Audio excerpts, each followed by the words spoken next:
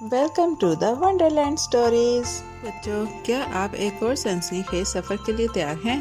آج ہم سندباد اور عجیب چوروں کی کہانی میں غوطہ لگائیں گے، جہاں سندباد خود کو ایک گاؤں میں پائے گا جو پراسراریت، شرارتی بندروں اور چوری شدہ خزانے سے بھرا ہوا ہے۔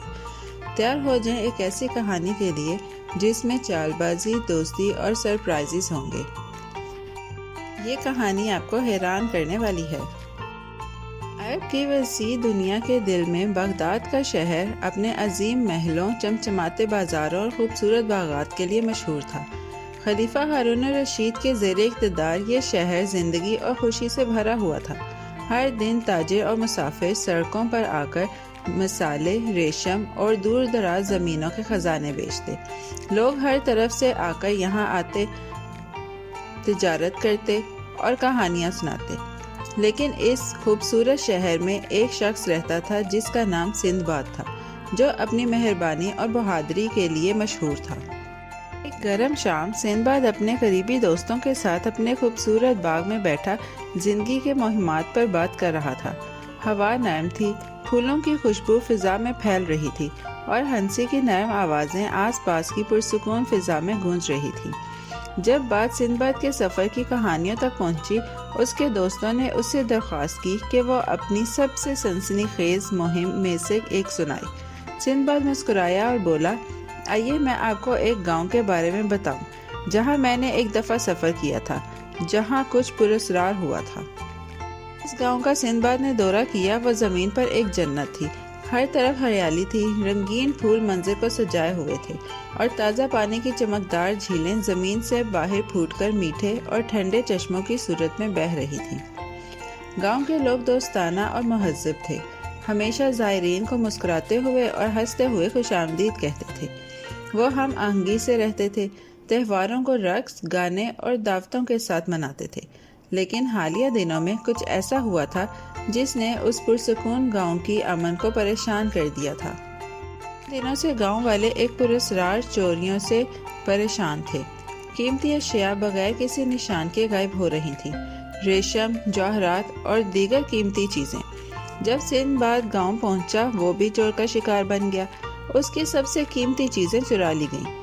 اس صورتحال سے پریشان ہو کر سندباد نے گاؤں والوں کے ساتھ مل کر اس مسئلے کو حل کرنے کی کوشش کی، لیکن اپنی بہترین کوششوں کے باوجود چور پکڑنے میں کامیاب نہ ہو سکے۔ گاؤں کی کچھ لڑکیاں جنگل کی طرف سیر پر جانے کا فیصلہ کرتی ہیں۔ جب وہ شام کو گاؤں واپس آ رہی تھی، اچانک انہیں ایک عجیب چنگ چنگ کی آواز سنائی دی۔ تجسس اور تھوڑی سی خوف سے لڑکیاں پیچھے مڑ کر دیکھتی ہیں، مگر کچھ نظر نہیں آیا۔ آواز تیز اور صاف ہوتی گئی، فضا میں گونج رہی تھی۔ ان میں سے ایک لڑکی جو ہمیشہ کی طرح بہادر تھی، پیچھے مڑ گئی اور اس کی حیرت کی انتہا نہ رہی جب اس نے دیکھا کہ ایک مادہ بندر نے اپنے ہاتھوں میں کچھ پکڑا ہوا تھا جس سے یہ آواز آ رہی تھی۔ لڑکیاں چونک کر رک گئیں۔ انہوں نے جلد ہی سمجھ لیا کہ چنگ چنگ کی آواز اس مادہ بندر کی کلائی میں لگے شیشے کے کنگن سے آ رہی تھی۔ لڑکیاں ایک دوسرے کو دیکھ کر فیصلہ کرتی ہیں کہ وہ اس بندر کا پیچھا کریں گی جو جنگل میں دہشت کے عالم میں دوڑتے ہوئے جا رہا تھا۔ وہ اس کا پیچھا کرتی ہیں تاکہ اس پراسرار حقیقت کا پتہ چل سکے۔ جلد ہی وہ اس مادہ بندر کو درخت پر بیٹھا دیکھتی ہیں جس کے گرد دوسرے بندر کھڑے تھے، اور ان کی حیرانی کی انتہا نہ رہی جب ان بندروں نے وہ تمام چوری شدہ اشیاء پکڑی ہوئی تھیں، ریشم، جواہرات اور حتیٰ کہ سندباد کی اپنی چیزیں بھی۔ سب پر واضح ہو گئی، بندر گاؤں والوں کی اشیاء چوری کر رہے تھے۔ انہوں نے کسی نہ کسی طریقے سے یہ سیکھ لیا تھا کہ گاؤں سے چیزیں لے جا کر جنگل میں لے آئیں۔ لڑکیاں واپس گاؤں کی طرف دوڑیں اور مدد کے لیے آوازیں دیں۔ جلد ہی گاؤں والے پہنچ گئے اور سب چوری شدہ چیزیں بندروں سے واپس لے آئیں۔ لیکن ایک چیز تھی جسے وہ چھوڑنا چاہتے تھے، مادہ بندر کی کلائی میں شیشے کے کنگن جو پراسرار چنگ چنگ کی آواز پیدا کرتے تھے۔ کا دل سکون سے بھر گیا جب گاؤں والوں نے اس کی ساری چیزیں واپس کر دیں۔ وہ شکر گزار تھا، مگر وہ عجیب واقعات پر مسکرا کر سوچ رہا تھا۔ بندر جتنا بھی شرارتی تھے، بہت سی پریشانیاں پیدا کرتے تھے، مگر انہی بندروں نے وہ چیزیں واپس کر دی تھیں جو چوری کی گئی تھیں۔ لگتا ہے کہ اس گاؤں نے آج ایک قیمتی سبق سیکھا ہے۔ سندباد نے سوچا اور اس سب سے عجیب نوعیت پر ہنستے ہوئے کہا۔ جب گاؤں والے اپنی چیزیں واپس پانے پر شکر گزار تھے، وہ زیادہ محتاط بھی ہو گئے۔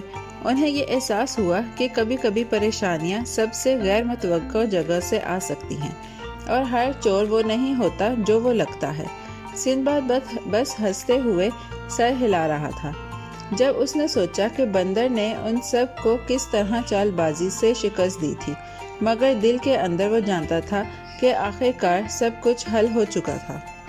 جیسے ہی سورج گاؤں کے اوپر غروب ہونے لگا، سندباد نے مہربان گاؤں والوں سے الوداع کہا۔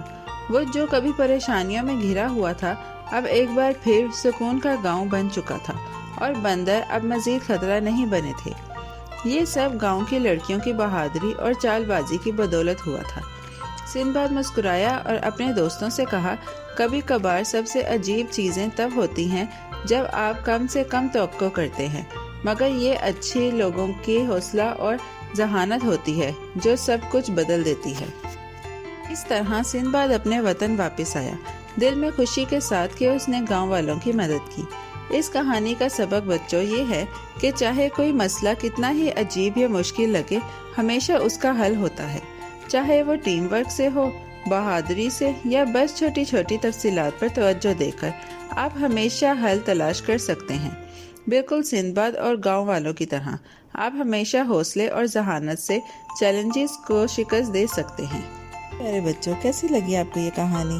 ایسی ہی مزیدار کہانیاں سننے کے لیے ہمارے چینل کو لائک، سبسکرائب اور شیئر کرنا مت بھولیے گا۔ Bye bye.